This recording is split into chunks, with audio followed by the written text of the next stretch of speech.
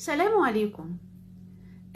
استكمالا للحوار السابق، يعني يهمني اقول لكل الناس ان احنا طبعا ممكن نكون بنشوف حاجات مزعجه جدا على السوشيال ميديا. انما لو انتوا بتحسوا بكراهيه ناحيه الناس اللي بتعمل الحاجات دي، انا يؤسفني اقول لكم انكم كده بعيد عن سنه الحبيب المصطفى.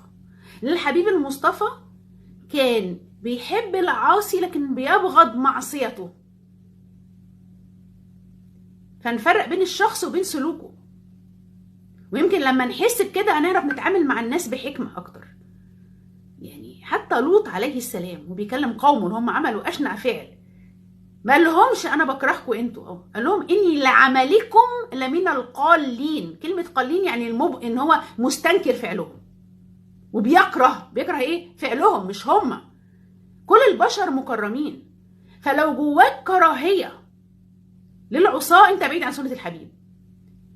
احيانا ممكن الانسان غصب عنه يحس بكراهيه ناحيه ناس اساءوا له، وده يبقى مفهوم. انما انك تكره حد ما اسالكش لكن شفته بيعمل معصيه، انت كده بعيد عن سنه الحبيب. ففي نفرق بين الناس وبين سلوكهم يا جماعه، وده اللي هيخلينا نتعامل معاهم بحكمه اكتر. اشكركم شكرا جزيلا، في انتظار تعليقاتكم تهمني جدا.